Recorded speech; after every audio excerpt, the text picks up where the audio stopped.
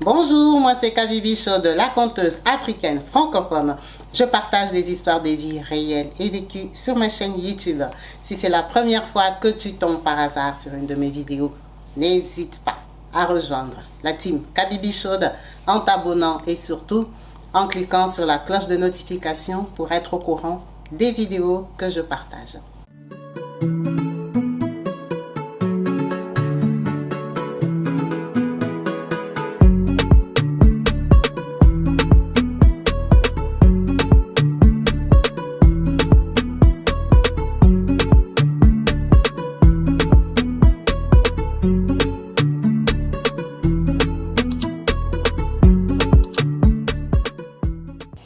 Bonjour et bienvenue sur ma chaîne YouTube Kabibi Chaude TV. Yes.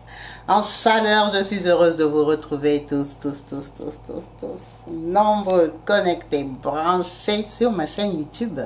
La team Kabibi Chaude, merci. Merci à vous tous qui n'hésitez pas à liker, à partager et surtout à vous abonner.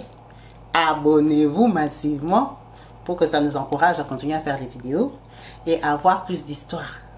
N'hésitez pas à partager dans votre entourage. En tout cas, merci à vous tous qui n'hésitez pas de partager vos vies, vos intimités. Merci à vous tous, surtout qui faites partie de la team. Beaucoup de personnes qui nous contactent sont des personnes de la team en tout cas. Merci pour le respect avec lequel vous répondez, vous les encouragez, vous laissez des likes, des voices, des messages en tout cas enrichissants, des messages réfléchis. Hein. C'est le but de la chaîne. Nous sommes là pour nous compléter.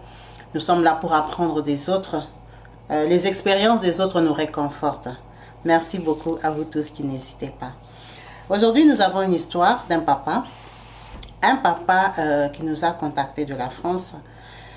Papa Serge, merci pour ton histoire qui est assez particulière, assez triste, qui m'a vraiment interpellée moi-même. Franchement, j'étais même à bout de réflexions. Je ne savais pas quoi lui dire.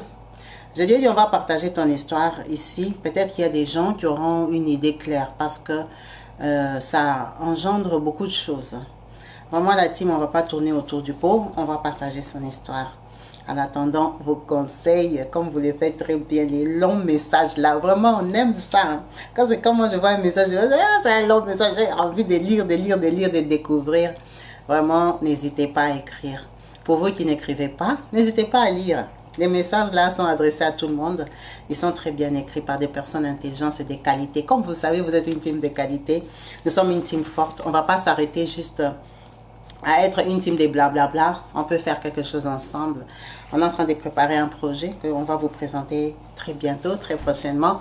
En comptant sur vous, hein, on est une team. Si on peut faire quelque chose, pourquoi pas. Merci à vous tous. Papa Serge nous dit ceci. Kabibi Chaude, moi Papa Serge, je suis congolais.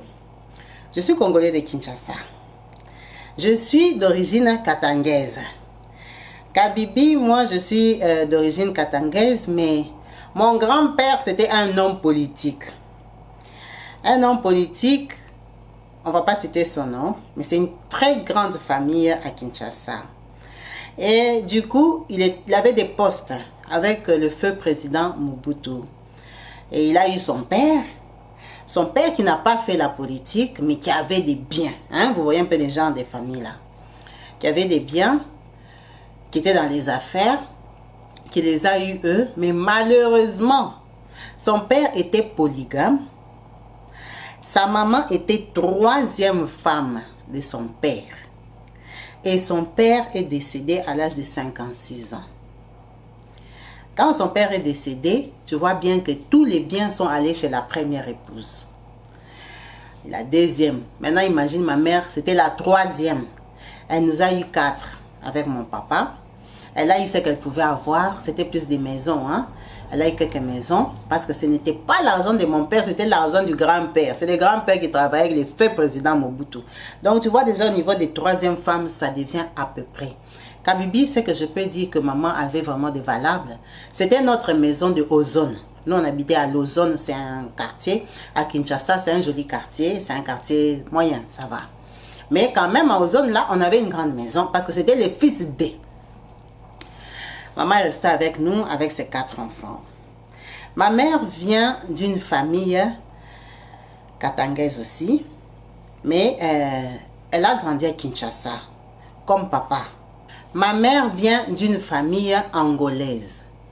Ma mère, elle est descendante des Angolais qui étaient venus s'installer à Kinshasa.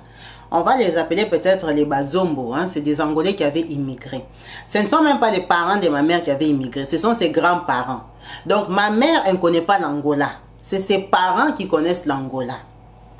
On va dire que ma mère, c'est le mélange d'un Angolais et d'une Congolaise. Et par contre, la Congolaise qui a eu ma mère, elle est Ngala. C'est une femme Bangala, elle est de l'Équateur, du Congo. Ils font frontière avec Centrafrique, là-bas les Centrafricains. On vous salue ici. Ici, Ngasemeno, je t'envoie des gros bisous, ma sister. Donc, ma mère, elle est moitié congolaise, moitié angolaise.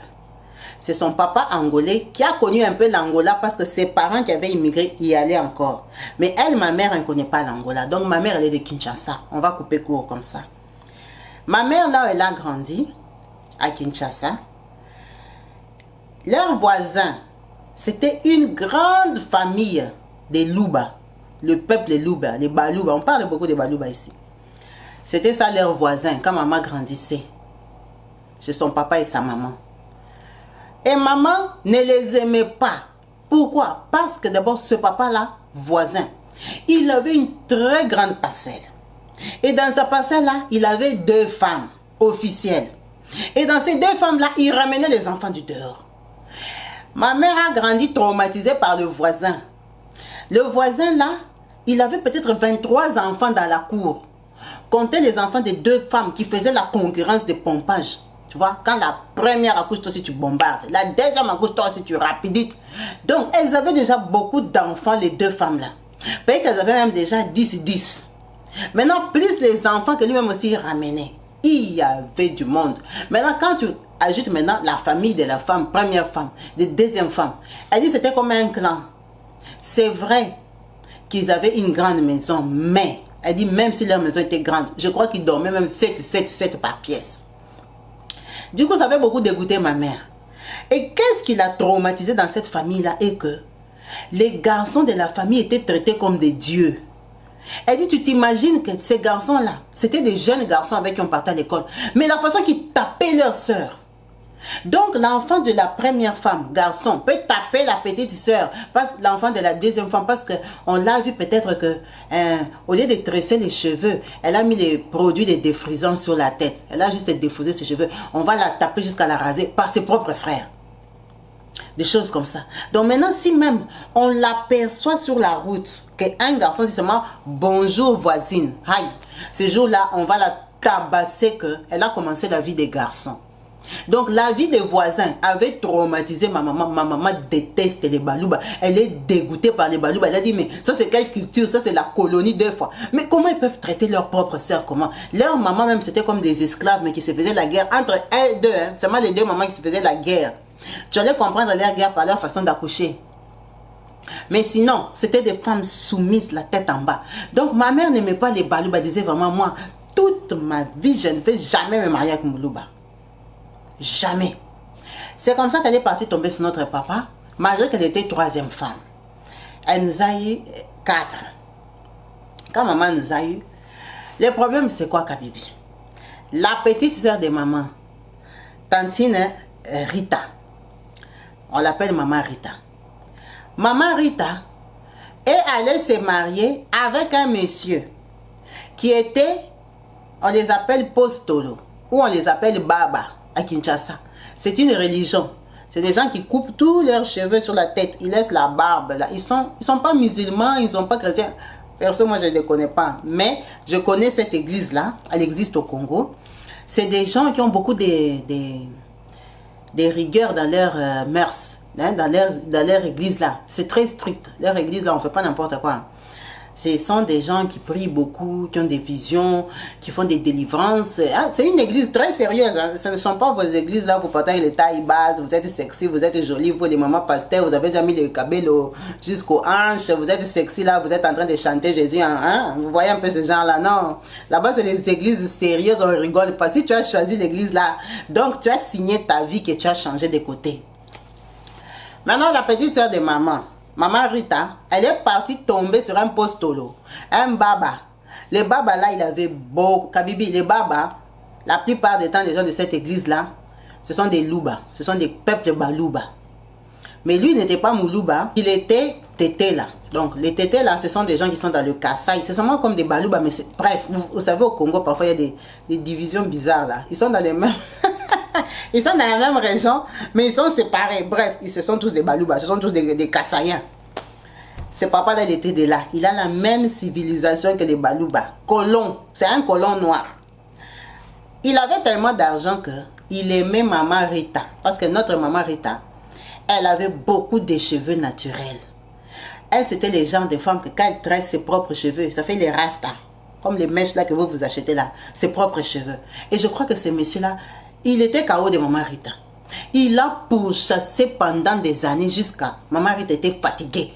Kabibi, maman comme elle nous raconte, hein, le papa là, il sécurisait même les quartiers pour maman Rita, pour qu'elle ne trouve pas un fiancé. Il donnait l'argent à tous les voyous du quartier là que si quelqu'un vient sur Rita, il faut le chasser. Imagine à ce point-là. Maman Rita ne voulait pas parce que le papa là, il était déjà marié. Quand il la suivait, elle ne voulait pas. Lui, maman Rita a eu son diplôme d'état, comme on appelle au Congo, le baccalauréat. Le papa l'apostole là, il est parti d'acheter une voiture pendant que ce n'était pas sa femme. C'était pas sa femme. Donc lui, il l'a surveillée. Il avait déjà monté une garde pour elle pendant qu'elle était l'enfant de quelqu'un d'autre. Tellement il a insisté que les parents ont dit, ah Rita, le papa là t'aime vraiment. Regarde la voiture quand vous contacte des clés. Tu n'es même pas sa copine, même bonjour, même tu ne dis pas. Tu t'en fous de lui, tu le fous, tu t'enfermes de la femme.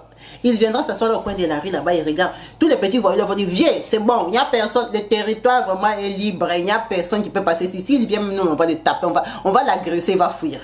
Imagine un peu les gens de love. Tellement qu'il a pourchassé comme ça peut-être 3 ans ou 4 ans.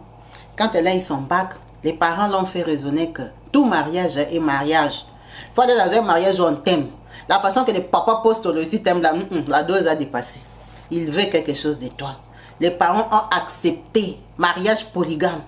On a pris Rita comme 3e femme. 3e femme de ce papa-là. Ça a encore traumatisé ma mère. Ma mère, vraiment, donc, elle-même, c'était la cata. Quand les parents ont accepté qu'on prenne Rita, 3e femme, par le papa l'apostole, parce qu'il avait quelque chose. Kabibi, c'est comme ça que quand maman est restée chez eux, elle a vu qu'elle a commencé à traîner. Elle n'a pas aussi hésité à être 3e femme de notre papa. Tu vois un peu la lignée de ma mère. Chez eux là, ils sont peut-être...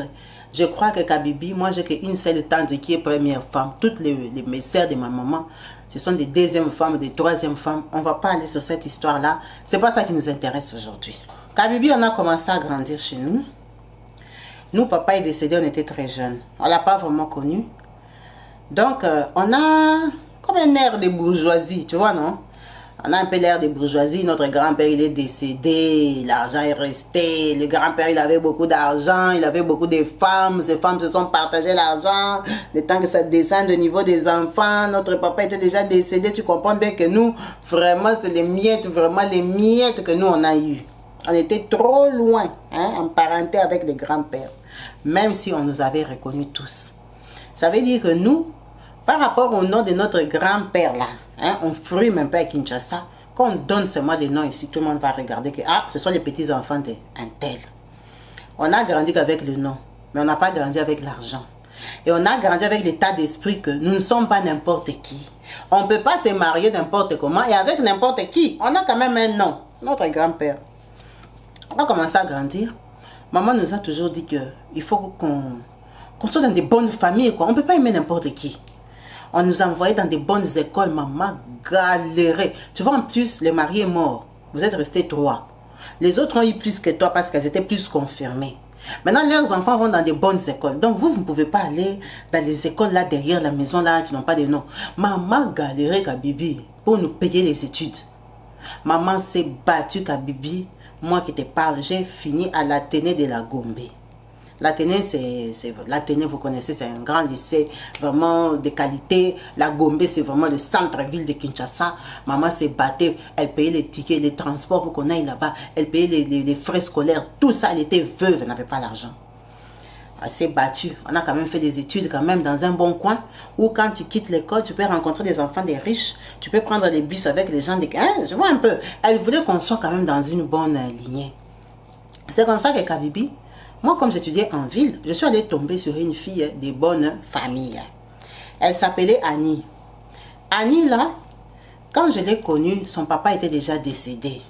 Mais son papa, apparemment Kabibi, il avait beaucoup d'argent. Son papa était décédé, ils habitaient à ma campagne. Elle étudiait aussi en ville. Je l'ai rencontrée, comme je parlais bien, j'avais un nom que je portais. En tout cas, ça matchait. Mais le problème, Kabibi, est que Annie était Moulouba. Et ma mère, j'ai grandi avec elle. Elle les aime pas, elle les supporte pas. Elle les supporte pas vraiment. Tous les jours, elle maudissait le mariage de maman Rita. Kabibi, j'ai commencé à sortir avec Annie. J'étais d'abord par coup de tête comme ça, une fille, j'avais des copines. J'ai commencé avec Annie, j'avais peut-être 18 ans. C'était ma dernière année. Donc elle avait 16 ans. On a commencé à sortir en cachette et tout ça. J'ai fêté mon bac. La première fois que Annie est venue chez nous, c'était le jour de la fête de mon baccalauréat. Maman n'avait pas compris les mouvements, il y avait beaucoup de filles et de garçons. Mais elle a vu chez nous quand même, bon, chez nous c'était bien. Même si c'était aux zones, c'était loin de la ville, mais c'était bien chez nous. Maman s'est battue, elle m'a fait la fête.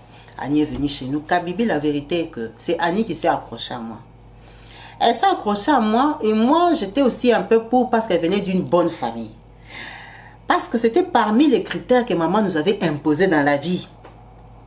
Donc moi, même si tu es belle là, que tu es pauvre, Kabibi, si je vois seulement que tu es pauvre, tu es bizarre, même si je t'ai trouvé waouh, canon, par rapport à ce que j'avais dans ma tête, je ne vais pas t'aimer.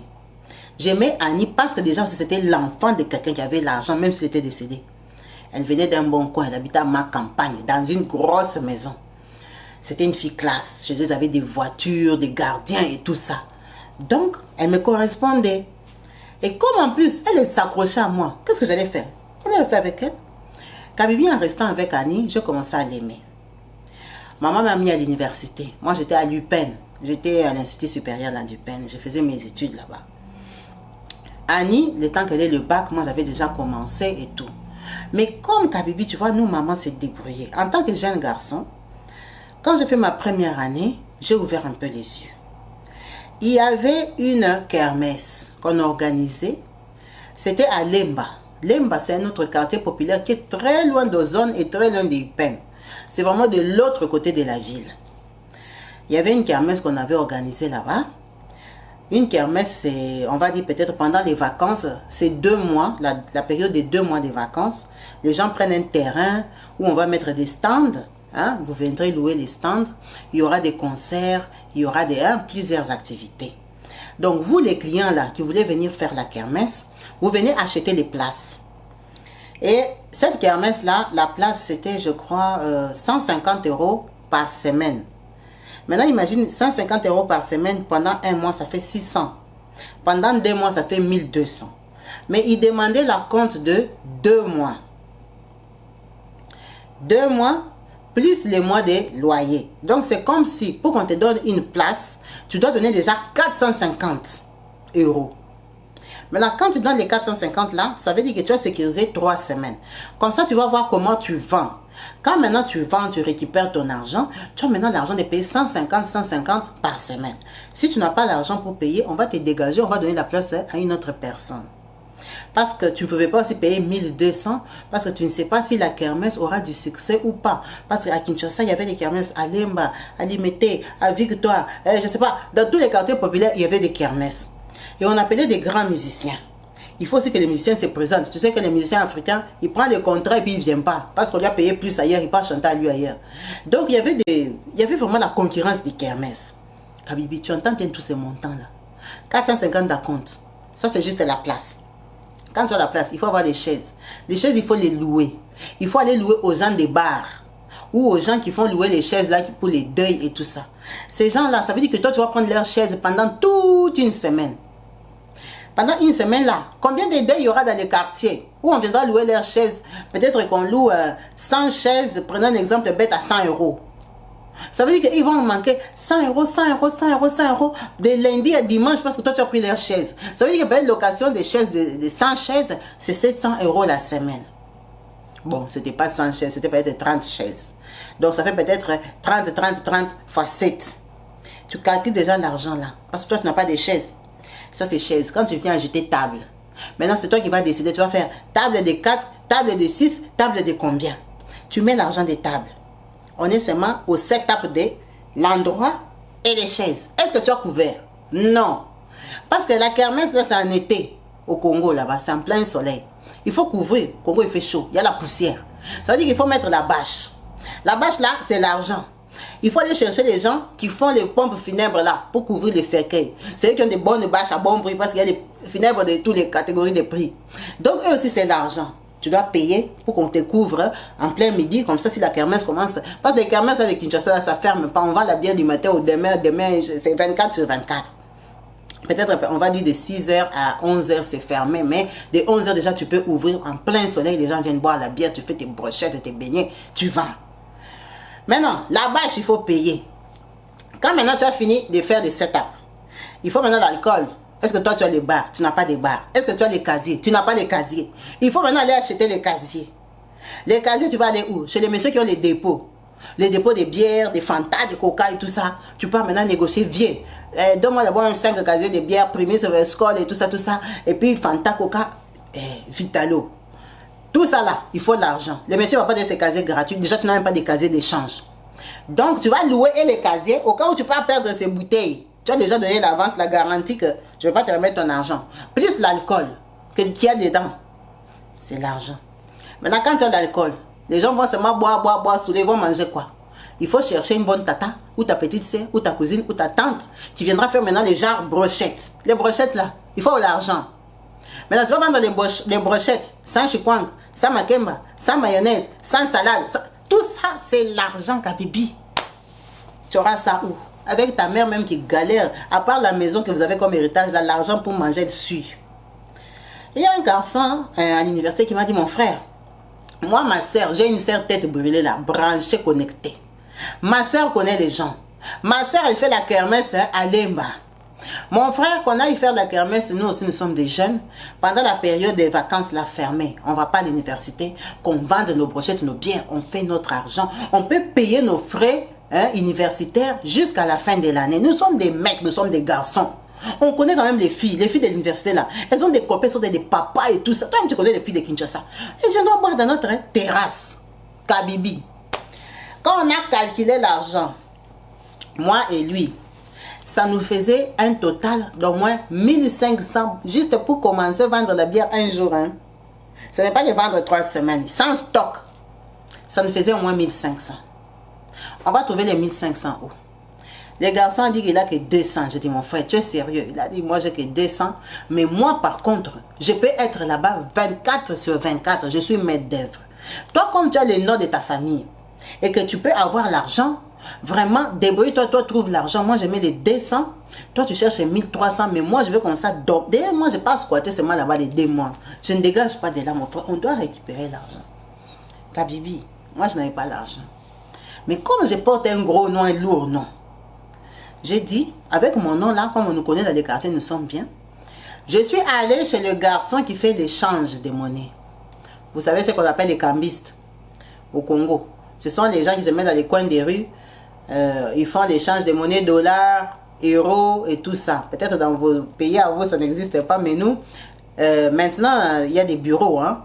Tout ça, il y en avait déjà, mais il y a des gens aussi qui se mettent dans la rue avec la monnaie comme ça. Là, les francs congolais, ils changent les dollars, les euros. C'est un moyen de vivre, ils se débrouillent.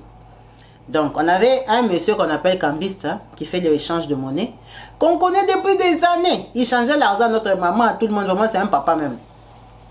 Il m'a vu grandir, devenir sérieux. Je suis allée voir le papa là, papa Jean. Je lui ai donné vraiment mon projet. Je lui ai dit, papa Jean, l'argent ici, je prends, ce n'est pas maman qui prend, c'est moi qui prends l'argent. Je prends l'argent parce que j'ai vraiment un projet, je vais investir.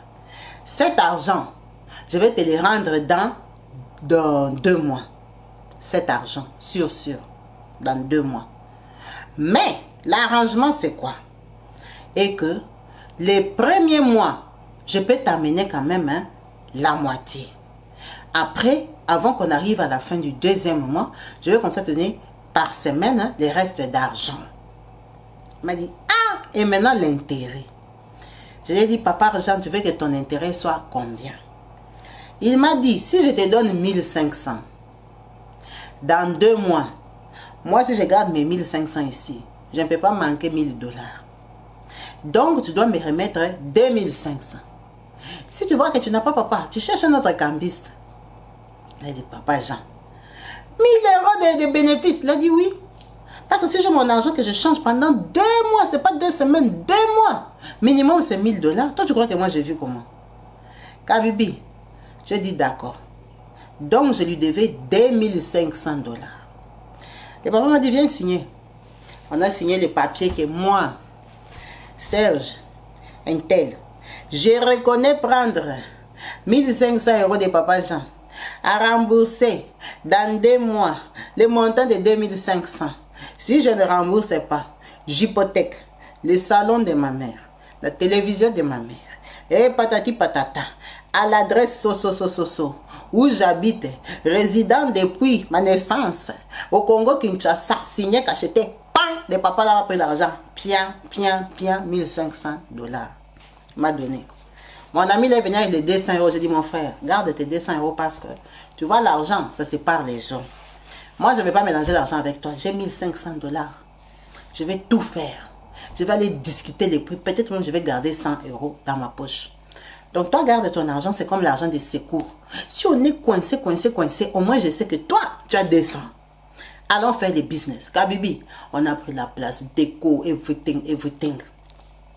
Kabibi, on a mis, sa sœur là aussi, branchée là, a mis son stand, Kabibi. La fille là, comme elle était branchée, tu veux voir les voitures. Les voitures venaient garer là-bas, les papas ventraient de Kinshasa avec leurs copines. S'ils commencent à manger comme ça, Kabibi, 50 €, 100 €, un client. Donc la fille là, je crois qu'en 3 jours, elle a récupéré tout l'argent qu'elle avait investi. Nous, on allait se mettre des beaux coins là-bas, on commence à appeler les clients. Bonjour client, on a une terrasse là-bas, est-ce que vous ne voulez pas vous asseoir? On a une terrasse là-bas, Kabibi. On a commencé à galérer pour vendre. Nous, on n'était pas connus, on était des étudiants. Il n'y avait pas les clients. Des clients viendront s'asseoir. Déjà, nous, tout ça là que j'étais dit, on n'a pas mis la musique. Hein. Ça veut dire qu'on a la musique du voisin. Maintenant, pourquoi quelqu'un viendra s'asseoir sur ta terrasse pendant que c'est le voisin qui joue la musique? Kabibi, les gens qui venaient s'asseoir, c'était les gens qui draguaient les filles. Parce qu'il a besoin de moins de volume pour que la fille l'écoute. Mais les gens qui sont sortis en ambiance to enjoy. Il faut s'asseoir là, il y a la musique, il y a les baffes, il se lève, il commence à danser. Il vient s'asseoir à ton bar qui est calme, comme ça tu profites de la musique du voisin. Kabibi, on a galéré comme ça. Galéré avec mon ami pour avoir des clients. C'était les gens, les terrasses sont pleines comme ça, vous avez des clients qui s'ennuient. Les brochettes là, on achetait les viandes, on commençait à les congeler parce que nous maintenant on commençait à faire nos brochettes. Il n'y avait plus besoin d'une tante parce que tu vas la payer quoi? Elle va vendre même à qui? Quand quelqu'un demande la brochette, on peut sortir, on fait la brochette, on est seulement nous deux. Kabibi et moi, et on a commencé à dormir là-bas. Parce que je me demandais que peut-être la nuit il va vendre, moi je ne suis pas là. Galère des galères, Kabibi. Galère, je te dis. Jusqu'on a fait 2 mois. On a récupéré que 800. 800 pendant que moi je dois 2500. Ça veut dire que à la fin du premier mois, Kabibi, j'ai pris toutes les recettes là, c'était 400. Je suis allé donner au papa Jean. Papa Jean dit non. Je t'avais dit 1500, ça veut dire que le premier mois, tu m'amènes au moins 750. Comme ça, le reste, tu vas me donner, je sais que tu es en business. Kabibi, où est l'argent? Je dis, papa Jean, quand même j'ai amené l'argent, ne jette pas l'argent. Il dit, oui, je prends signe. J'ai signé sur les 2500, on enlève 750. Kabibi, tu vois un peu les gens de papa qui t'a vu grandir dans les coins de rue là, il rigole pas avec son argent, ça fait grandir ses enfants, ça paye l'université. On a vendu Kabibi jusqu'à, on n'a rien eu. C'est que j'ai fait que la kermesse s'est terminée en Kingon. Il n'y avait même pas 1000 € récupérés. Problème. Tu auras l'argent où? On était stressés. On a dormi dehors pendant 2 mois pour rien. Nous deux. Moi-même aussi, j'ai dormi là-bas.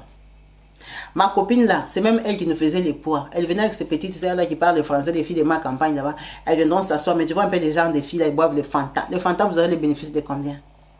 Elles viendront là-bas. On mange pas la chèvre. Oh, c'est les typhoïdes. Oh, on aura les maladies et tout ça. Ils mangent pas. Ma copine venait comme genre surveiller si j'aurais des copines. Pendant que, quand elle vient s'asseoir là, elle va boire 2 Fanta toute l'après-midi. Elle ne faisait même pas rentrer l'argent. C'était tellement dur, Kabibi. Quand la kermesse a fini, On est parti remettre les histoires des gens qu'on avait pris. On manquait même l'argent déjà pour payer toutes les chaises. On manquait l'argent pour payer la bâche. L'argent même parce qu'on n'avait pas récupéré déjà dans les 1500. Donc on devait l'argent à tout le monde. Kabibi, c'est que j'ai fait, j'ai fui.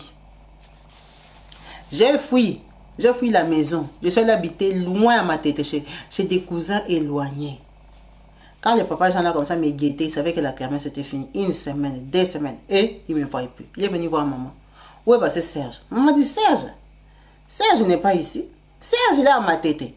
Maman aussi, elle lui a dit là où j'étais. Elle a dit comment ça il est parti là-bas, il ne me dit pas. Elle dit papa, il y a un problème avec Serge. Oh oui. Serge avait pris mon argent. Je dis quel argent? Oh 1500 $. Elle dit pardon? Mais Serge était parti faire la kermesse. Elle dit mais Serge avait son argent. Serge a fait la kermesse avec ses amis. Elle dit hey maman.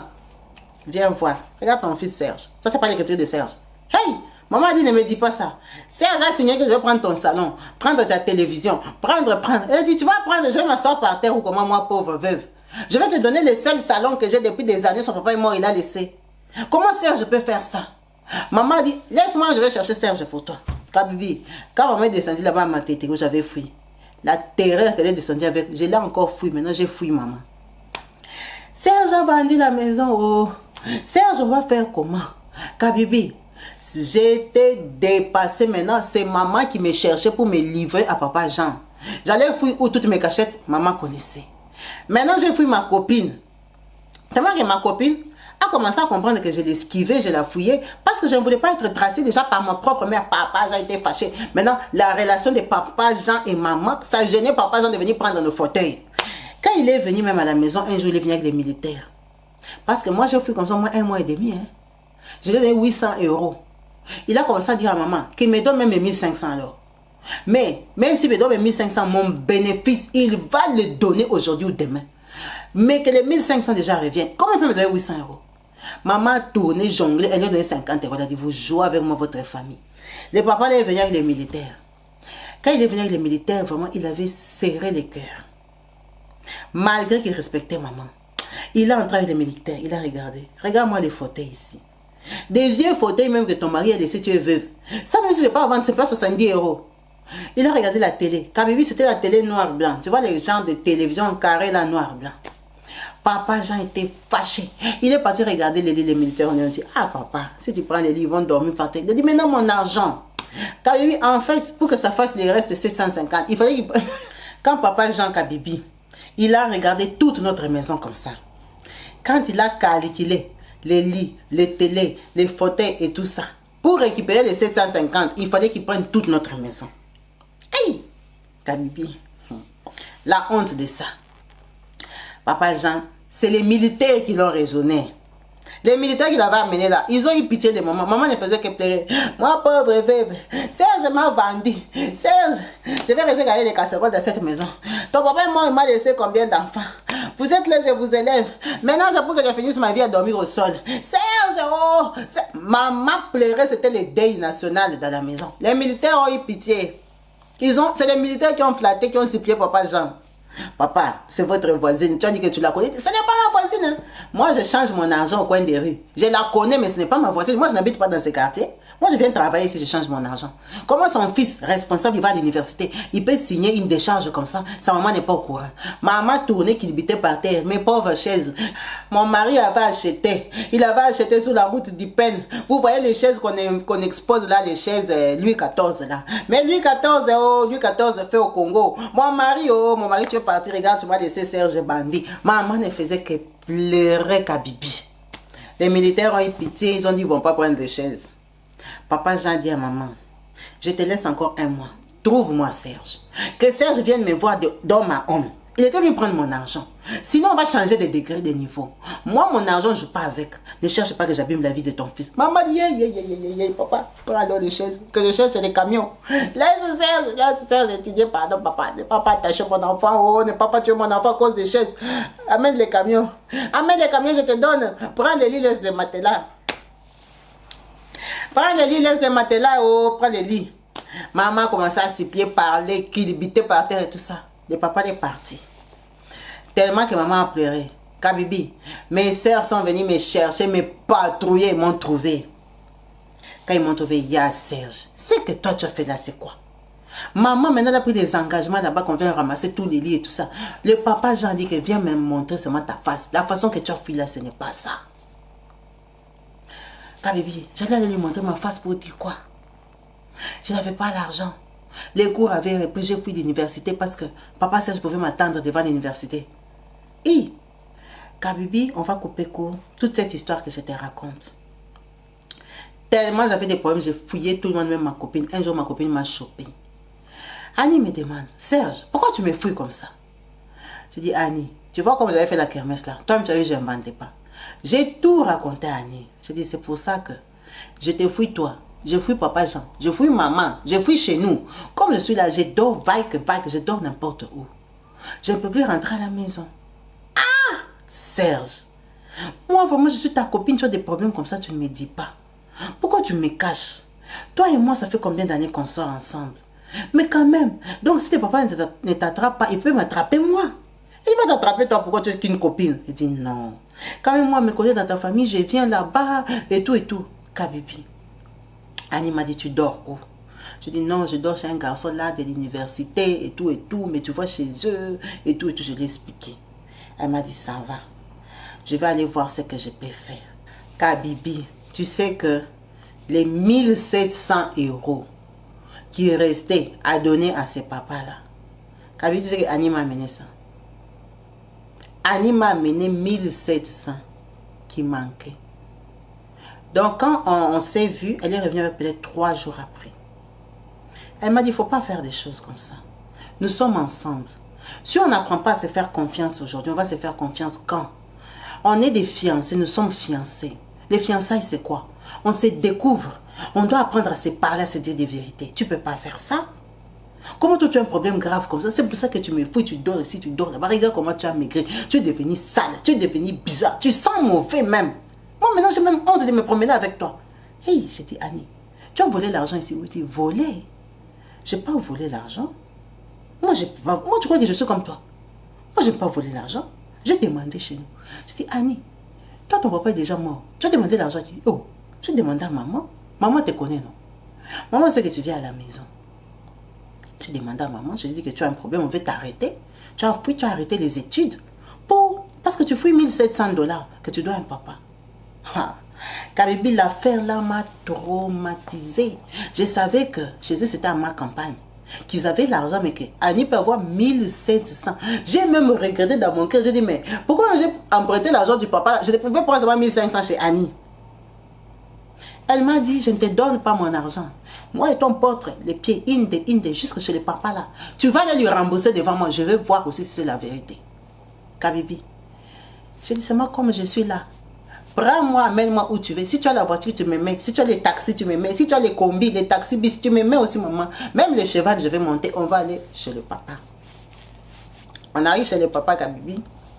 Le papa est très surpris. Il me voit. Petit, viens ici. Je dis, ah, papa Jean, doucement. C'est toi que je viens chercher dans la rue. Ne crie pas. Il arrive, il gonfle. En tout cas, tu m'as déçu. Tu m'as déçu, petit.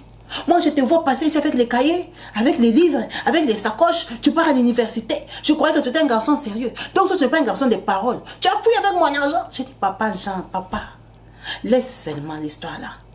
Comme je suis là, papa, je suis venu en humilité. Je suis vraiment désolée. Je suis vraiment, papa, pardonne-moi. Regarde comme je suis là. Regarde comment je suis devenue. Papa, j'ai cherché ton argent. J'ai cherché vraiment ton argent, papa. Je suis là, excuse-moi. Vraiment, j'ai ramené l'argent. C'est combien que tu as ramené? J'ai déjà ramené la totalité. Où est-ce que tu as eu ça? Ah, papa, je te donne 1700. Oui, prends tes 1700. Là, aujourd'hui, c'est pas ton problème. Annie a pris l'argent. Pion, 1700. Papa, j'ai regardé les billets. Il a dit, les enfants ici, là, comme ça. Peut-être c'est des faux dollars. Il a regardé, il a dit que c'était bon. Ok. Merci, en tout cas, tu es un homme. Un homme, c'est comme ça. Un homme ne fouille pas. Un homme ne fouille pas. Je sais que tu n'as pas de père. Mais moi, je t'apprends qu'un homme ne fouille pas. Quand tu as des problèmes avec quelqu'un, tu parles de voix, tu parles. Disparaître comme ça, c'est un manque de respect. Tu m'as poussé à bout, petit. J'allais vraiment faire quelque chose que tu allais regretter. J'ai dit, papa, merci. Tu n'as pas fait. Ok, tu es mon petit. Vraiment, je te remercie. Vas-y. Quand Bibi, on est parti avec Annie. Quand on est parti, j'ai dit à Annie, Annie, ce que tu as fait pour moi, tu as sauvé mes études. Tu as sauvé ma vie. Tu as sauvé ma personnalité. Tu m'as racheté devant ma famille. Tu m'as racheté devant le quartier. Tu m'as racheté devant le papa. Annie, je te dois quoi? Elle m'a dit l'amour. Aime-moi seulement. Je t'ai ouvert mon cœur. J'ai supplié chez nous pour qu'on me donne l'argent ici. Parce que je t'aime. Moi, ma vie, je la vois qu'avec toi, Serge. Moi, je t'aime beaucoup. Je t'aime vraiment. Moi, j'ai envie d'être ta femme. Je sais que tu me prends peut-être pour une copine parce que tu en as eu dans ta vie. Mais moi et toi, ça fait quand même 2 ans, 3 ans qu'on vit ensemble. Aujourd'hui, tu es à l'université. Moi aussi, j'aurai mon bac. Qu'on s'aime. La vie n'est pas compliquée. Moi, je suis prête à tout pour toi. Moi, je t'aime vraiment. Je dis, Annie, nous sommes jeunes. Tu es sûr que dans 10 ans, tu vas me dire, Serge, tu sais à quel point moi je t'aime. Moi, quand je dors, je te rêve. Quand je suis dans mon lit comme ça, j'attends vite. Hey, la nuit passe vite. Moi, je dois voir Serge demain matin. Je suis à ce point-là. De quoi tu parles? Kabibi, ça m'a fait froid au dos. J'ai pris Annie, Inde. On est parti chez maman. Quand on arrive à la maison, on part chez maman. Maman me voit. Hein? Allez appeler Papa Jean, je l'ai trouvé. Appelez Papa Jean. Je dis, maman, tu ne m'as pas trouvé? Tu ne m'as pas trouvé, c'est moi-même qui suis venue. Comment tu dis que tu m'as trouvé? Je t'ai trouvé. Serge, qu'est-ce que tu as fait? Serge, tu as vendu la maison. Serge, tu n'as pas pitié de moi, ta pauvre maman veuve. Serge, je dis, maman, arrête d'abord de pleurer. Non, Serge, mon fils, à qui j'ai fait confiance. Comment tu peux me traiter comme ça, moi, ta pauvre mère? Serge, tu n'as pas pitié de tes frères. Tu n'as pas pitié de moi. Qu'est-ce que je t'ai fait de mal, mon fils? Toute ma vie, j'ai travaillé pour vous. Toute ma vie, je me suis battue pour que tu sois un homme. Serge, tu n'es pas un homme. Serge, tu peux nous vendre. Tu peux nous abandonner comme... Maman, comment ça? Maman. Écoute d'abord. Que j'écoute quoi? Allez, appelez Papa Jean. J'ai dit, laissez Papa Jean tranquille. Appelez Papa Jean. Fermez la grille, il va sortir d'ici. Toi, tu es parti signer chez Papa Jean que tu vas vendre la maison. J'ai dit, maman, je viens de voir Papa Jean. Non, tu m'as... J'ai dit, je viens de chez Papa Jean, maman. Ah! Tu as fait comment? Tu lui as dit quoi? Qu'il prenne les soldats, qu'il prenne les militaires. J'ai dit, maman, on était avec Annie chez Papa Jean. Annie, toi-même dis à maman. Déjà, comme elle n'aimait pas Annie, maman la regarde. Qu'est-ce qu'il y a encore? Elle dit, non, maman, je l'ai vu avant-hier. Il m'a expliqué ses problèmes, maman. Moi-même, je ne savais pas qu'il avait des problèmes. Donc, j'ai décidé de payer la dette qu'il avait chez Papa Jean. Maman dit, la dette de 1700. Elle dit, oui. Je lui ai donné les 1700. On vient de chez Papa Jean. Papa Jean regarde les papiers. Il a signé qu'il reconnaît avoir récupéré son argent. Maman dit, jamais. Vous les enfants là, vous me tournez en bourrique. C'est un papier que vous avez écrit vous-même. On va partir chez Papa Jean. Il doit me dire de mes propres oreilles. Parce que c'est papa là m'a amené la police ici. Pour prendre mes meubles. Il faut que lui-même il reconnaisse que maman, j'ai récupéré mon argent pour que moi je sois en paix. Votre foutu papier là que vous allez à l'université, vous savez écrire en français. Ben, vous avez écrit ça vous-même. On part chez Papa Jean. Comme il était dans les quartiers. On est parti chez Papa Jean. Quand on arrive Papa Jean, ah maman et tout ça. Maman est étonnée. Elle dit, ah maman, vraiment, il est venu, on a parlé avec l'enfant, on a tout arrangé, tout va bien, tout comme ci, tout comme ça. Maman a dit, ok. En tout cas, merci beaucoup papa pour ta compréhension, merci. Tu n'as pas fait de mal à mon fils et tout et tout. Ok, on est rentré. Maman est partie, moi je suis partie avec Annie. Quand je reviens, elle me dit, toi, la fille a eu l'argent. Je dis, elle a demandé à sa maman, 1700. Elle a une maman qui peut donner 1700. C'est quel genre de veuve? Je dis, ah, maman, ils ont l'argent. Ils ont l'argent chez eux. La maman lui a donné. Elle m'a dit que c'est à moi. Elle n'a pas de mari qui lui ont donné les 1700. Je dis, maman, tu as vu la tête d'Annie, comment elle est là-bas? Annie qui me suit partout. Elle aura des maris qui vont donner 1700. Maman, toi aussi. De toute façon, c'est ma copine. Moi, je vais aller chez eux. Je vais toujours faire un peu un genre. Je saurai si elle avait l'argent chez eux. Il faut être malin. Les filles de Kinshasa, ici comme ça, tu verras, elles sont avec un papa, là, elle est partie prendre l'argent. L'argent maudit, qu'elle va venir payer ta dette. Après, tu lui seras redevable. Je ne veux pas ça. Je dis non. En tout cas, c'est une fille avec qui je suis, ça va faire 2-3 ans. Je crois que je la connais quand même. Je regrette même pourquoi je n'avais pas pris seulement l'argent chez elle directement. Ok. Kabibi, le temps est passé. Avec Annie, c'était vrai qu'elle avait pris l'argent chez eux. Maman, bon, l'acte que Annie avait posé là, de me donner les 1700, malgré qu'elle était moulouba, ça a un peu adouci maman. Parce que maman a vu que Annie m'a sorti d'un problème. Elle a dit, bon, Elle peut être bien aussi, on ne sait jamais. Les gens sont différents, malgré qu'elle vienne d'une race là bizarre. Mais ça va. Maman a toléré Annie. Et Kabibi, moi je me suis sentie redevable à Annie. On a commencé à sortir vraiment toutes les petits gnognos que j'avais à côté, là, les goûter, que ouais, les petites filles que je voyais en cachette, Kabibi, annulé, barré. Toutes les mauvaises intentions que j'avais, que je peux même la laisser. Kabibi, l'acte là. Tu as déjà imaginé fuir 2 mois, 1 mois et demi, tu fuis, tu te caches à Kinshasa. Kinshasa sera petit comme ça. Hein? Ça sera tout petit pour toi. Parce que 2 personnes te cherchent, ta mère et le papa. C'était devenu petit. La fille là m'a sorti d'une situation, Kabibi, qui m'a marqué. Je lui ai donné tout le respect de mon cœur et mon amour. On a commencé à vivre. Moi, j'étais plus que sérieux. Je crois que j'étais même plus que sérieux qu'elle. Elle a eu son bac. Kabibi, on est resté. Elle m'a dit qu'elle va aller à l'université. Moi, j'ai fini mon graduat.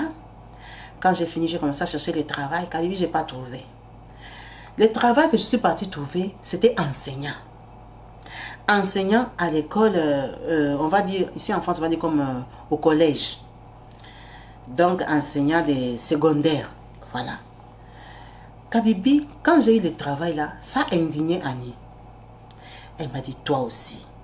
Tu as fait des études, même si tu n'as pas fait de travail, tu deviens enseignant. Tu sais que les gens qui commencent avec la craie là, ils ne s'arrêtent plus. Tu vas devenir enseignant. Donc moi je suis la femme d'un enseignant. Les enseignants touchent combien ici au Congo? Je dis mais je vais faire quoi? Mieux vaut que j'aille faire un enseignant. On me paye déjà 200 €, même 300. En attendant que je trouve un bon... Elle dit jamais. Moi je ne peux pas être la femme d'un enseignant. Elle dit Annie, maintenant tu préfères que je ne fasse rien. Mais il faut que j'aime comme quelque chose quand tu viens, je t'achète un Fanta. Hein? Je suis quand même un homme. Je ne peux pas comme ça dépendre de toi. Paye-moi les bis, paye-moi comme ça. Ça me fait l'argent des poches. Elle dit, mais tu pars toute la journée. Je dis, mais je pars toute la journée, mais on me paye. Elle dit, mais non, comme toi, tu pars toute la journée là. Tu vas chercher le travail à quelle heure? Je dis, mais si toi, tu as les connexions, tu me connectes. Moi, j'ai un nom que je porte. Nous sommes en train de frapper dans toutes les portes. Avec mon nom, peut-être qu'un jour, ça va changer. Mais tu sais que la politique du Congo, ça peut être bénéfique comme néfaste. Parce que Kabibi, quand les gouvernements ont changé, mon grand-père, hein, le nom que moi je porte là, c'est un mauvais nom au Congo, hein, c'est pour ça qu'on ne cite pas ici. Mon grand-père est parmi les gens qui ont soi-disant assassiné les gens, créé des commandités, hein, commandité des trucs qui ne sont pas bien là au Congo. C'est un gros nom connu, mais c'est un nom qui me donne aussi les désavantages. Connu, oui, mais est-ce que tu as l'avantage avec ces noms-là? Il y a des gens qui en veulent à mon grand-père. Il y a des gens qui en veulent à sa politique. Donc, moi, toutes les portes ne sont pas ouvertes. Que j'enlève les noms qui sont sur mes diplômes, que je fasse comment? Donc, il y a des endroits où je pose mon CV seulement à cause du nom. C'est des petits fils de qui? N'importe quoi. Allez, jetez le CV là. À cause du nom de mon grand-père. Les gens avec qui eux, ils ont fonctionné, ils ne sont plus au pouvoir. C'est peut-être maintenant là qu'ils reviennent. Mais ce temps-là, ils ne revenaient pas. Donc, ça m'est compliqué. Annie Kabibi, je suis restée enseignante comme ça peut-être pendant 1 an. Elle est partie aussi à l'université. Elle a commencé, elle est partie à l'université protestante. C'est une université privée à Kinshasa. C'était classe. Hey, à l'époque là, vraiment c'était les enfants des, parce que c'était payant, c'était cher. Hein. C'était pas les enfants des voyous qui allaient là-bas. Donc Annie elle a commencé à aller là-bas. Maintenant elle sortait avec un enseignant. Un mec avec qui tu as déjà fait 5 ans, 6 ans, c'est un enseignant. Ça l'a diminué. Un jour, Annie vient me dire, elle me dit, ah Serge, je ne sais pas, mais je vais te dire quand même. J'ai beaucoup réfléchi, ça fait au moins 3 mois que j'y pense, Serge. Tu es sérieux avec moi. Et moi, je t'aime beaucoup aussi. Moi, vraiment, Serge, je vois ma vie qu'avec toi. Je ne sais pas. Les gens changent dans la vie. Moi, je vais te donner ma confiance comme je te l'ai toujours donnée. Serge, moi, j'ai envie de t'envoyer en Europe. Je dis pardon. Elle me dit oui. Et que tu sois enseignant ici, ton nom te détruit, ton nom te bloque, ton nom. Maintenant, si on va vivre, Serge, et que moi j'ai mon diplôme là d'université, donc toi tu seras enseignant, toi tu seras quoi? Donc j'aurai un mari qui est plus pauvre que moi. Quand je pense à tout ça là, ça me dépasse. Je ne peux pas me marier avec un homme que moi je deviens patronne dans la maison. Je veux qu'on soit bien, qu'on vive à égalité. Serge, en Europe, les gens vivent et s'en sortent tous pareils. Les hommes ont un certain standing, les femmes ont un certain standing. Moi, je t'aime et je te respecte. Je ne veux pas gagner la vie plus que toi, que je commence à t'écraser demain, que mon argent me monte à la tête ou ma popularité, que tu sois moins que rien devant moi parce que moi je t'aime. Moi j'ai la possibilité de trouver un business pour t'envoyer en Europe, Kabibi. Je suis restée bouche bée. J'ai dit Annie, pourquoi? Laisse-moi me battre comme un homme. Je suis un homme. J'ai un diplôme. Je vais trouver du travail à Kinshasa. Elle a dit non, Serge. Ça fait combien d'années que tu es enseignant? Moi, j'aurai mon diplôme universitaire. Serge, tu es enseignant. Tu ne peux pas vivre enseignant avec moi? Regarde mon rang. Regarde ma famille, Serge. C'est une honte même dans ma famille. Moi, je ne dis même jamais que tu travailles. Je dis seulement que tu cherches le boulot. Comment je vais dire que tu es enseignant? Enseignant, c'est quoi au Congo? Les enseignants sont méprisés. Ils sont pauvres. Ils ont 18 mois, 24 mois impayés. C'est ça les maris que moi j'ai trouvés. C'est une honte. Laisse-moi te fabriquer. Laisse-moi te donner cette chance-là. Laisse-moi t'envoyer en Europe. Serge, si tu pars, tu me laisses. C'est toi et Dieu. C'est ta conscience. Tu es conscient que c'est moi qui t'envoie en Europe. Parce que je crois en toi. Je crois en notre amour. Kabibi, j'ai transpiré.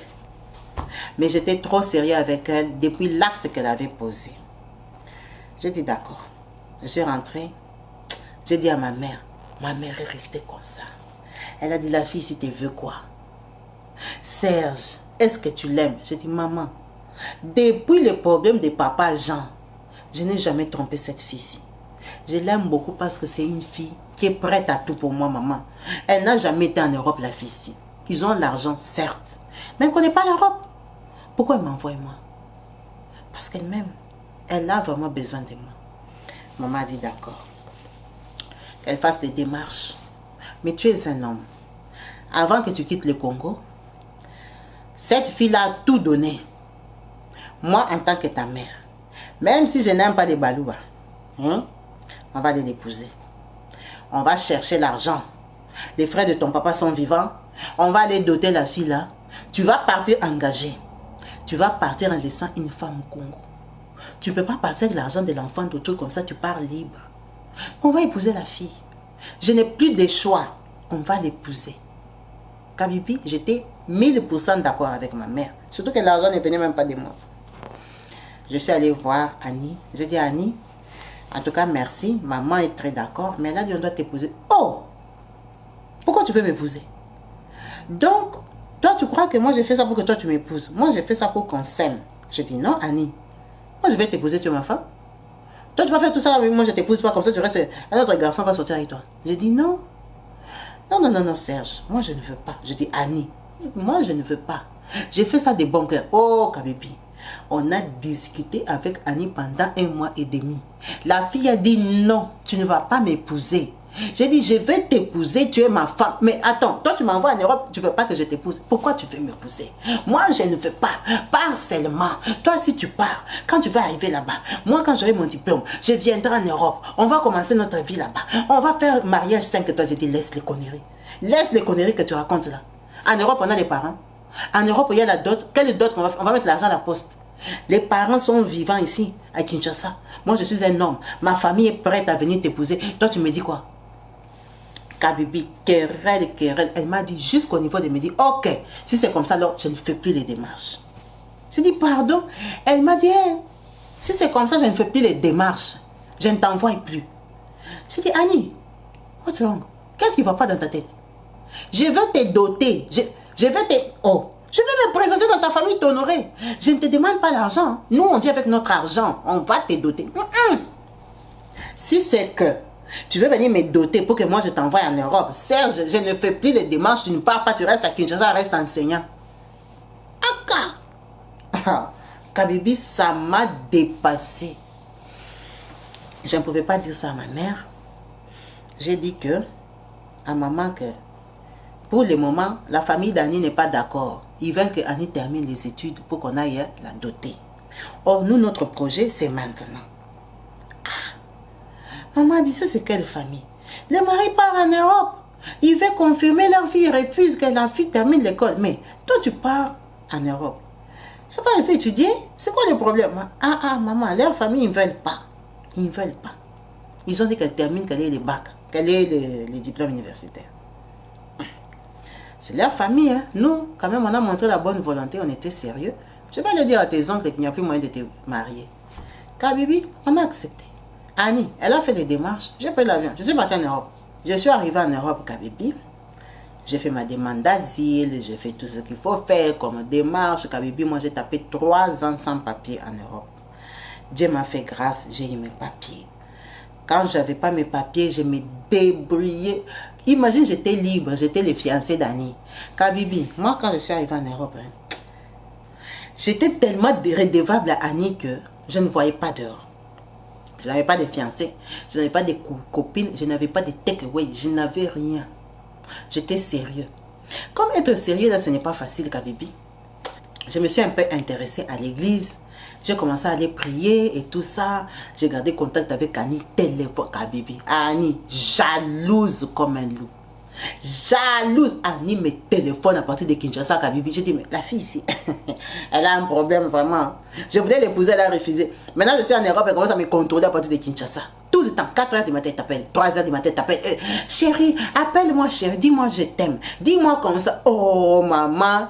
S'il y a la caméra, tu mets sur moi, je te montre, je suis celle dans les lits. Je peux dire même je t'aime, j'écris au balcon. Annie, je t'aime, oh. Il n'y a personne, oh. Tu n'as pas besoin de me contrôler comme ça.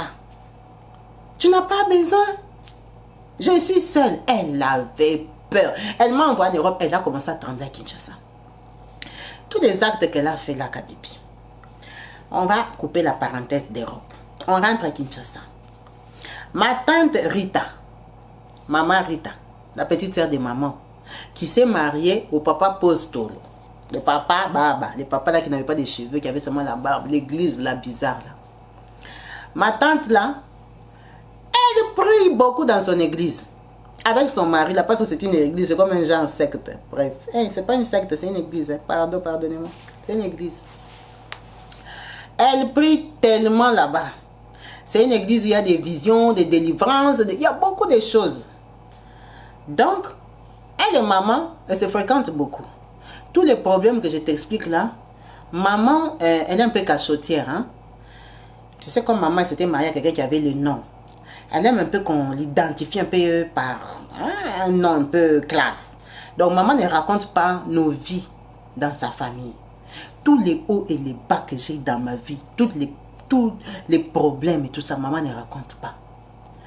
Maman, même comme moi, je suis venue en Europe là, les tatas Rita là, les mamans Rita là, elle croit que c'est maman qui m'envoie en Europe. Alors que c'est Annie. Tu vois un peu les gens de maman que j'ai. Maman qui protège ses enfants. Kabibi. Alors que quand moi je suis en Europe, vu que Annie m'a envoyé en Europe, Annie a pris le devoir et la charge de commencer à aller visiter maman. Pour aller voir les territoires à côté de maman que, hey, peut-être le garçon là, je l'ai envoyé en Europe, il y a déjà une fiancée qui vient pointer ici. Elle était très vigilante, Annie. Il vient pointer chez sa maman. Moi, je n'ai pas calé là-bas. Donc, Annie allait maintenant chez maman tout le temps. Et maman la recevait. Elle m'avait envoyé en Europe. Donc, un jour, elle part là-bas. Elle tombe sur Maman Rita. Kabibi, Maman Rita, là, dans notre famille, hein, on l'avait déjà donné un nom. On l'appelait Dieu m'a dit. Donc, Dieu lui a révélé, Dieu lui a dit. C'est le nom qu'on appelait Maman Rita. On ne l'appelait pas Maman Rita, on l'appelait Dieu m'a dit. Eh, Dieu m'a dit, elle était passée ici. Ah, comment elle va? Elle va bien, Dieu m'a dit. Parce que tellement qu'elle priait dans son église là, Dieu lui disait beaucoup de choses. Elle avait beaucoup de révélations, beaucoup de visions. Donc, pour se foutre d'elle, elle se dit, ah, Papa Serge, Dieu m'a dit que tu auras ton bac. Ah, Papa Serge, Dieu m'a dit que cette année, tu vas réussir. Ah, Papa Serge, Dieu m'a dit. Dieu lui disait beaucoup de choses. On a commencé à l'appeler seulement Dieu m'a dit. Dieu m'a dit, elle était à la maison. Elle, Annie, elle est venue. Quand elle vient, maman l'a Annie, maman l'a flattée. Quand même, elle m'a envoyé en Europe. Quand elle s'assoit et tout ça, elle cause, elle lui présente Maman Rita. Hey, Maman Rita, bonjour Maman Rita. Serge m'a souvent parlé de toi et tout ça. Elle était enchantée et tout et tout.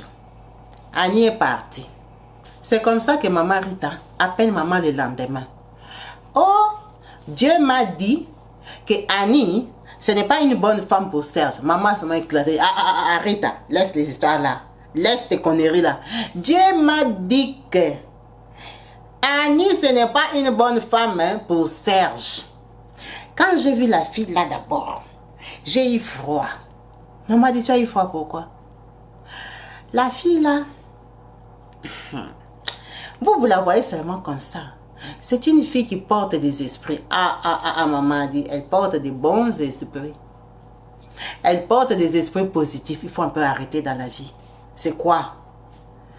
Moi, quand j'ai dormi hier, j'ai rêvé que j'ai vu Serge devant une case en train de courir pour aller se jeter dans l'océan. Elle a dit, ah bon? Maintenant, ça fait quoi? Il voulait nager. Je l'ai vu maintenant dans l'océan là. Il y avait la fille là que j'ai vue hier chez toi, en train de l'appeler. Mais elle n'était pas seule. Ils étaient plusieurs. Plusieurs. C'était des hommes qui appelaient Serge. Elle était la seule femme qui était debout. Et ils appelaient Serge. Ils appelaient Serge. Et Serge courait vers l'océan, genre pour aller se noyer. Dieu m'a dit. Elle dit, ah bon? Maman a dit, va dire à ton Dieu de laisser Annie tranquille. Tu vois, quand tu viens chez quelqu'un, hein, tu vois les visiteurs que tu ne maîtrises pas. Il ne faut pas beaucoup parler. Il ne faut pas commencer à créer des rêves. Toi, tu as vu Annie, tu la connais. Tu as connu Annie où? Quelqu'un est venu nous dire bonjour. Directement, Dieu t'a dit. Donc, Dieu vous dit n'importe quoi. Dieu ne t'a pas dit que Annie, là, elle a envoyé Serge en Europe. Dieu ne t'a pas dit que Annie, là, elle a soutenu Serge financièrement. Tout ça, là, Dieu ne dit pas. Dieu te montre seulement les fleuves, on va engloutir. Regarde. Prends tes prophéties là, va donner l'argent de ton église. Ne dérange pas la vie de Serge. Ne dérange pas la vie de Serge. Tu sais que moi, je n'aime pas les balouba. La fille là, c'est une moulouba. Si tu vois, moi, je la défends. C'est qu'elle a des valeurs, elle a des qualités. Elle est une personne vraie. Ce qu'elle a fait pour Serge, peut-être même les propres frères de Serge qui sont dans cette maison n'allaient pas le faire. Alors laisse-la tranquille. Ne cherche pas à tourner ma tête. Ne cherche pas à nous mettre dans la confusion. Ne cherche pas à ce qu'on rejette l'enfant d'autrui pour rien. Arrête un peu. Dieu t'a dit quoi? N'importe quoi. N'importe quoi. Vous êtes là, vous cherchez la sorcellerie partout. Les gens s'aiment. Elle et Serge, ils ont fait combien d'années? Ils vont sur 6 ans, 7 ans. C'est Dieu qui vient parler aujourd'hui. Donc toutes les 6 ans là, Dieu était mieux, il était aveugle. N'importe quoi. Ça s'est passé là-bas. Moi, je suis en Europe, je ne sais pas. C'est passé, un jour, seulement maman en parlait. Je lui ai demandé, ah, comment va Dieu m'a dit? Dieu m'a dit là. Maman m'a raconté. On a rigolé. Ah, elle a dit quoi? Elle a dit qu'elle a vu que toi, tu courais devant l'océan, tu partais t'enfoncer dans l'océan. Annie était debout avec des hommes qui t'appelaient. J'ai dit vraiment. Annie là, que nous, on voulait épouser, elle a refusé. C'est elle maintenant qui va m'appeler. En tout cas, les dieux là, vraiment, ce Dieu là, il faut qu'il arrête de fumer un peu les pétards. On a rigolé, Kabibi. C'est passé.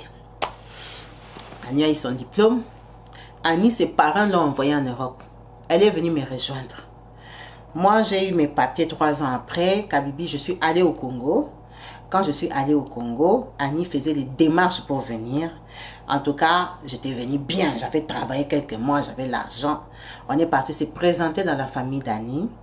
Se présenter, c'est comme dire officiellement qu'on est venu demander la main d'Annie, mais on ne s'est pas doté. On a pris la présentation, Annie a fait les démarches, elle est venue en Europe. Quand Annie est venue en Europe, Kabibi, on est resté, elle est tombée enceinte, on a eu un enfant. Je dis que maintenant, il faut qu'on se marie quand même. Moi vraiment, j'ai envie d'être femme seule en Europe. Ça a les avantages. Je dis, Annie, quel avantage il y a? Moi, je travaille. Tu travailles. On a l'enfant. Tu veux quel avantage? Oh, moi, je vais être femme seule. Être femme seule, tu es bien. Et tout ça. Elle a commencé à me compliquer. J'ai dit, Annie, si je ne t'épouse pas, moi et toi, on se sépare, je vais épouser une autre femme. Moi, je dois être mariée avec l'alliance. Moi, tu es venu, tu m'as trouvé en Europe, j'ai pris. Tu as vu ma conduite. Tu as vu mes principes et mes normes. Je ne peux pas vivre comme ça. Annie, je te connais depuis quel âge? Ça fait 10 ans qu'on est ensemble. Je te connais depuis l'enfance. Ça, c'est quel problème? Elle n'avait plus les choix Kabibi parce que elle a compris que je pouvais partir. Elle m'a dit, d'accord, on va faire la dot. Les parents étaient contents. Ils sont allés, ils se sont cotisés. Moi-même, j'ai envoyé l'argent. Ils sont allés dans la famille d'Annie pour demander la date, pour venir donner la dot. Kabibi, on les a fait attendre 1 année. une année pour dire que tous les papas d'Annie, les oncles sont prêts maintenant à recevoir la dot. Une année. Pendant les 1 an, là, Annie même a accouché de 2e enfant ici en Europe. Et quand même, ils ont donné la date. On est parti, on a doté Annie. Quand on a doté, vraiment, on était content. Moi et Annie, ici en Europe, on est sortis, on a fait l'ambiance, on était content. Elle était contente, hein, les jours qu'on s'est mariés.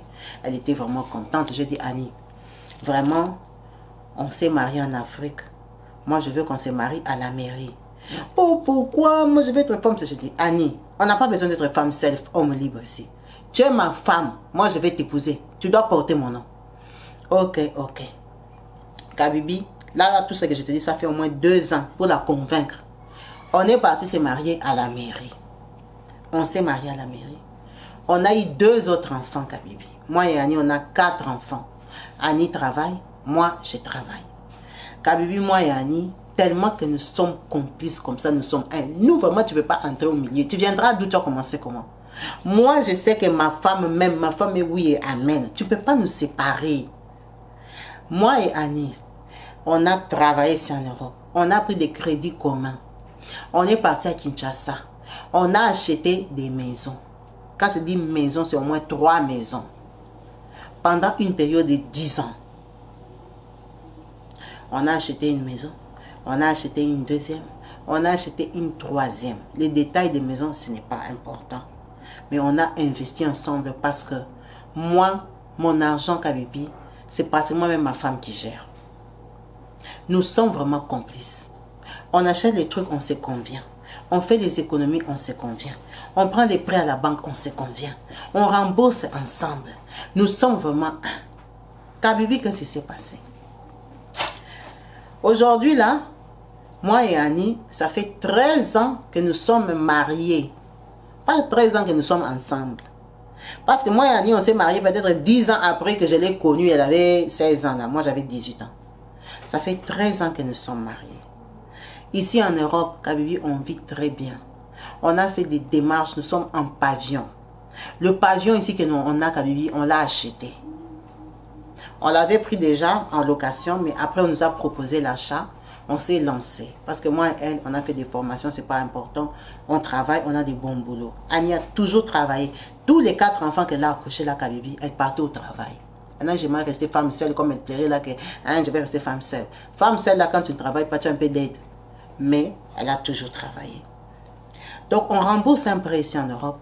On a 3 maisons au Congo, avec la valeur qu'elles ont. Ces maisons-là, il y a mon nom et il y a le nom de Annie. Kabibi, aujourd'hui, qu'est-ce qui se passe dans ma vie pour que je vous contacte après une belle histoire d'amour comme ça? Annie a décidé que moi et elle, on doit se séparer. Un matin, elle se réveille. Elle me dit, oh non, il faut qu'on divorce. Je dis, on va divorcer. Pourquoi? Oh non, on ne peut pas rester ensemble. Ah, Annie, je t'ai trompée. Oh non, tu ne m'aimes plus. Oh, je t'aime. Je t'ai fait quoi? Oh non, il faut seulement qu'on se sépare. Mais on va se séparer, on n'a pas de problème. Annie, tu as trouvé un autre mari. Oh non, je n'ai pas trouvé d'autre mari. Maintenant, tu me refuses. Hein? Pourquoi? Oh, c'est compliqué, je ne peux pas seulement te dire. Mais la réalité est que, tellement que je t'aime, je préfère qu'on se sépare. Je dis, mais maman, ça c'est la magie. Donc toi, tu m'aimes, tu décides qu'on doit se séparer. Oh, on doit se séparer pour ton bien, pour mon bien, pour les enfants. On les encadre bien, les enfants grandissent bien. Ça serait dommage. Et tout ça. Ça serait quoi dommage? Nous sommes bien, alors restons bien. Kabibi, on va aller droit au but. Annie vient me dire, elle a des choses à me révéler. Elle me dit, tu vois moi comme je suis là. Est-ce que tu connais mon père? Je lui ai dit non. Je ne connais pas ton père, je t'ai connu, ton père était décédé. Elle me dit, je vais te dire pourquoi mon père était décédé. Tu vois ma grand-mère maternelle. Je dis, ta grand-mère maternelle, ok? Qu'est-ce qu'elle a à voir avec ton père? Elle dit, écoute, ma grand-mère maternelle, elle était mariée. Là, elle était mariée, là, elle a couché que des filles. Elle a accouché 7 filles. Dans les 7 filles-là, il y avait ma mère. Tellement que ça l'a dérangée. Ma grand-mère, tu sais, c'était des balouba. Et ça faisait comme une honte pour elle. Elle s'est battue parce que le mari avait pris d'autres femmes. C'était comme une insulte pour elle que les autres femmes faisaient des garçons, elle avait que des filles. Ma grand-mère était partie chercher à avoir des garçons. Là, elle est partie chercher les garçons, chez un occultiste ou un féticheur ou quoi qu'on va appeler là. Le monsieur lui avait donné des conditions. Il lui a dit, il faut que tu me ramènes 15 coqs, pas 15 poules, 15 coqs qui représentent un garçon. Les 15 coqs là ne doivent pas venir de ton poulailler. Ces 15 coqs là doivent venir des familles différentes, donc des parcelles différentes. Donc la mission de ma grand-mère, elle devait voler un coq ici, un coq là-bas, un coq, elle devait les voler en fait. Elle devait prendre un coq différent, 15, amener au monsieur là, pour qu'il fasse un travail, pour qu'elle ait des garçons. Quand elle a ramené ces 15 coqs, elle les a attrapés pendant 2 mois. Elle a ramené au monsieur. Le monsieur a fait des incantations avec les 15 coqs. Où il les avait tués, où il les avait étouffés, où il avait pris le sang des coqs. Il avait fait quoi? Il a macéré, il a mis sur ma grand-mère. Ma grand-mère est restée là-bas 1 jour et demi. Quand elle est restée là-bas, on lui a dit, pars, tu auras des garçons. Donc, après les 7 filles que ma grand-mère avait accouchées, elle a eu 3 garçons. Mais la condition, c'était quoi? Quand elle va accoucher le premier garçon, après 15 jours, elle doit l'amener chez ces messieurs-là, qui lui avaient fait les incantations, pour qu'ils bénissent le garçon. Or, c'était une femme qui avait 7 filles, qui n'avait pas accouché des garçons. Donc, quand elle a accouché, le temps de sortir de l'hôpital, de ramener les garçons, de faire des fiers attacher les ventres, que le mari qui est devenu fier de toi fasse la fête. Pendant les 15 jours-là, elle n'a pas eu l'occasion le 15e jour d'aller chez les messieurs. C'était trop compliqué, il y avait du monde de sa famille, de la famille du mari qui était venu s'asseoir pour l'encadrer. Elle a accouché un garçon. Donc le 15e jour est passé. Ma grand-mère est restée comme ça jusqu'au 45e jour. Quand elle a vu que les mouvements baissaient, les gens sont partis, le terrain est resté un peu libre, qu'elle pouvait s'éclipser. Elle est partie chercher l'adresse du monsieur pour lui montrer maintenant les fils qu'elle a accouchés. Elle n'a jamais retrouvé l'adresse. L'adresse là, on va dire que c'était 1, 2, 3, 4. Quand elle partait, elle trouvait seulement 1, 2, 4. 3 n'existait plus. Donc la parcelle numéro 3 n'existait pas sur cette rue-là. Ma grand-mère a cherché les messieurs jusqu'à fatiguer. Oh, je cherche tel. On ne les connaît pas dans ces quartiers. Mais maman, moi je venais ici à l'adresse numéro 3. Maman, sur cette avenue ici, il n'y a pas de numéro 3. Il y a 1, 2, 4. Numéro 3 n'existe pas parce que on avait les raisons. Car Bibi, ma grand-mère a tourné avec les garçons qu'elle avait accouchés là. Elle ne voyait plus les messieurs. Elle est rentrée dans son mariage. Elle a accouché un autre garçon. Elle a accouché un 3e garçon. Elle a continué sa vie. Elle n'a jamais retrouvé les messieurs qui avaient tué 15 coqs. Qu'est-ce qui s'est passé? Quand elle a eu 3 garçons, ma grand-mère a vieilli parce qu'elle avait 10 enfants. Elle n'accouchait plus. Donc elle s'est arrêtée. Elle a commencé à élever ses enfants sans problème. Quand son fils aîné a eu 15 ans, son fils aîné est décédé. Il est décédé. Ça a troublé son mari. Son mari a eu trop mal au cœur. Pendant qu'il avait d'autres fils ailleurs. Ça lui a fait tellement mal au cœur que le fils est mort, on va dire en janvier. Le papa est mort en avril. Son mari. Imagine la qualité des deuils. Donc au village, on a dit que le papa est mort à cause du souci de son fils. Ça a fait le scandale. La grand-mère a pleuré jusqu'à fatiguer. Kabibi, l'année qui a suivi, l'autre fils a eu 15 ans. Il est décédé. Kabibi, les 2 ans qui ont suivi, l'autre fils qui a eu 15 ans, il est décédé. Donc, dès qu'ils ont 15 ans, ils meurent. C'est l'histoire de ma grand-mère. Je dis, maintenant, qu'est-ce que ça a à voir avec moi? Elle dit, ça, je t'ai raconté ma grand-mère. Quand son dernier fils est décédé, ça l'a dépassé. Elle a tellement pleuré qu'elle a raconté toute cette histoire qu'on vient de raconter. Comment elle était partie chercher les messieurs là. Parce que personne ne savait pourquoi les gens décédaient. Elle a dit qu'elle avait tué 15 coqs de 15 familles. Elle avait volé les coqs. Peut-être c'était le sang de ces familles-là.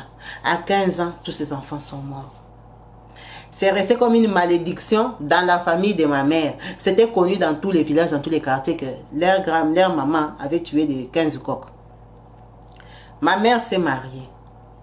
Quand ma mère a fait 15 ans de mariage, mon père est décédé. J'ai dit, ne me dis pas ça. J'ai dit, oui. Moi, quand je suis née, j'ai connu mon père, j'avais peut-être 6 ans. Papa est décédé. La petite sœur de maman, pas que ça, la petite sœur de sa maman, quand son mari, ils ont fait 15 ans de mariage, il est décédé. La seule petite sœur de maman, qui a son mari vivant, et que son mari l'avait répudié quand il avait 9 ans de mariage. Ce mari-là est vivant. Les autres sœurs de maman n'ont pas eu de mari.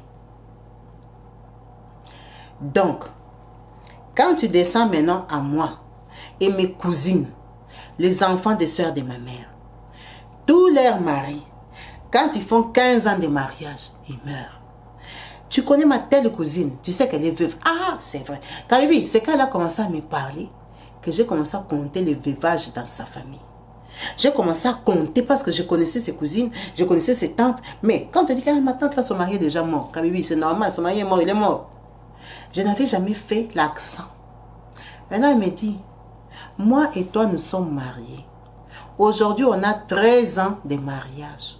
Il nous reste 2 ans. Moi, je veux qu'on divorce. Parce que regarde, la petite sœur de maman qui est divorcée, son mari n'est pas mort. C'est pour ça que moi, je ne veux pas prendre des risques avec toi, je t'aime trop. C'est pour ça que moi, je n'ai jamais été pour le mariage. Je voulais qu'on vive seulement comme ça. C'est toi qui voulais m'épouser jusqu'à mettre tous les papiers ensemble de tout. Maintenant, il nous reste 2 ans. Moi, ma famille, je t'ai dit, il n'y a personne qui dépasse 15 ans de mariage. Il faut qu'on divorce pour que moi et toi, on continue. Je dis, maintenant, quand tu me dis divorcer là, c'est que le mariage est fini, vrai. Elle me dit, mais on va faire comment? Mieux vaut que ça termine déjà. Moi, je n'ai pas envie de te perdre. Tu es le papa de mes 4 enfants. Quand je lui dis, mais moi, je suis chrétien. Comment tu... Elle me dit, moi, je t'ai dit ce qui est la condamnation de ma famille. Dans ma famille, il n'y a personne qui a un mariage de plus de 15 ans. C'est à toi de voir. Mais pour moi, l'amour que je porte pour toi, je dois te dire qu'on se sépare. On doit divorcer. Kabibi, ça m'a dépassé parce que cette femme-là, avec elle, on a tous les biens ensemble. Commencer par l'Europe jusqu'à l'Afrique. Mettons les biens à part. C'est la femme de ma vie. Cette femme-là, je lui suis fidèle depuis l'université. Par rapport à l'acte qu'elle avait posé pour moi. Je n'ai jamais vu ailleurs Kabibi. Je respecte Annie, je l'aime et c'est mon épouse. Moi, je suis arrivée en Europe, Kabibi. Il y avait l'ambiance à Paris. Il y avait les concerts, il y avait tout. Je n'ai pas fait la vie parce que j'ai attendu Annie. J'ai même commencé à prier. Parce que j'ai attendu Annie. Kabibi, Annie vient, je l'épouse. Et maintenant, Annie me dit qu'on se sépare. Cette histoire m'a dépassé, m'a stressé. Donc, je n'arrive pas à fixer ma tête. Je dis ça. C'est pas une frappe, la fille, qui veut me prendre tous les biens. Ça, c'est un mensonge, elle a trouvé quelqu'un. Ça, c'est un débarras. Pourquoi je dois croire à un truc comme ça? Je suis quand même un intellectuel, quand j'ai fait l'université. Comment une femme peut m'embobiner dans un truc comme ça? Est-ce que c'est vrai ou elle a joué seulement par le hasard de sa famille? C'est sa famille. Comment je saurais que des gens étaient morts après combien d'années? Je la crois sur parole. Mais les gens dont elle parle, elles sont veuves. Elles sont veuves pour de vrai. Et elle n'a pas d'oncle. Annie n'a pas d'oncle. Tous ses oncles sont morts jeunes, elle ne les connaît pas. Ils n'ont pas eu d'enfants, ils sont morts à 15 ans. Soi-disant, moi je ne connais pas l'âge, je n'étais pas là. Cette histoire me traumatise, me trouble, tellement que je ne sais pas si je dois accepter le divorce. Cette histoire, ma femme me l'a racontée, ça fait déjà 1 an et quelques mois. Là, moi et elle, nous sommes à 14 ans de mariage. Donc, elle, maintenant, elle pète des câbles à la maison parce que elle me dit on doit divorcer. Si je refuse, elle va me créer des problèmes. Tu sais qu'on habite en France. Elle va commencer à m'appeler la police et tout ça pour qu'on me jette dehors, qu'on aille au divorce. Elle est déterminée avec son histoire de divorce, Kabibi, et que ça me tourne la tête, je ne comprends rien. Je ne comprends pas ce qui m'arrive. Je lui ai dit, Annie, nous sommes des chrétiens. On peut aussi prier. Elle me dit, maintenant, si ça ne marche pas. Si ça ne marche pas, tu veux me laisser avec 4 enfants. Si Marie qu'on prie et que ça ne marche pas, tu meurs quand même. Tu préfères que les enfants grandissent sans parents? Tu veux que les enfants grandissent sans toi? Qu'est-ce que ça t'écoute que toi tu habites là-bas? On est divorcés, moi j'habite ici. Je dis, mais Annie, si on est divorcés, ça veut dire que moi et toi on n'est plus ensemble. Elle dit, mais ça fait quoi? Je t'avais dit qu'on ne se marie pas. C'est toi qui voulais m'épouser. C'est toi qui as fait tout pour qu'on se marie. Quand j'ai refusé que tu m'épouses avant de venir, que tu viennes en Europe, c'est parce que je savais que ça allait compter des années. Tu es venu, on a fait 2 enfants. Tu as forcé jusqu'à m'épouser. Maintenant, je dis qu'on se sépare, tu ne veux pas. Tu ne t'aimes pas. Tu ne tiens pas à ta vie. Tu ne tiens pas à l'éducation de ces enfants ici. Tu veux que mes enfants grandissent comme moi. Moi, mes enfants ne vont pas grandir orphelins des pères. On doit se séparer. C'est l'histoire de Papa Serge. Papa Serge a raconté son histoire. C'est une histoire assez compliquée, une histoire assez bizarre, si on va dire. Une histoire qu'il faut croire ou pas. Parce que lui-même, il ne sait pas s'il doit y croire ou pas. C'est un intellectuel. Mais il a voulu quand même la partager pour avoir l'avis des gens, avoir les conseils des personnes qui sont responsables, qui sont parents, qui sont croyants, de savoir ce qu'ils doivent faire. Parce que là, ils trouvent que ça ne sert à rien qu'ils s'appellent la police, qui se séparent mal parce qu'ils n'ont pas de problème. S'ils doivent se séparer, il n'a qu'à aller dire qu'on fasse divorce à l'amiable, qu'on se sépare. Mais est-ce qu'il doit le faire? Est-ce que vraiment il doit le faire? Avec tout ce que ça va engendrer. Vous savez que lui et Annie, c'est fini. Parce que quand elle parle de divorce, c'est divorce au vrai sens du mot. Sa tante qui est divorcée, elle n'est plus avec ce monsieur-là.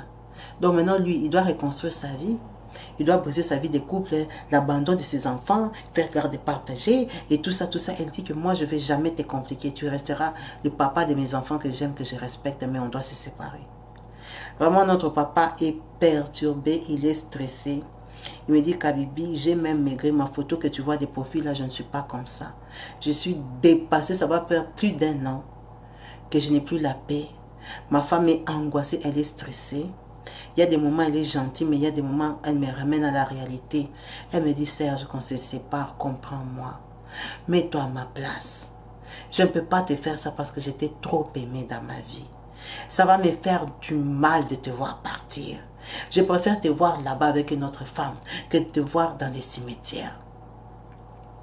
Kabibi, tout ça me trouble. Mais c'est mon histoire. On a débordé en temps la team Kabibi Chaude.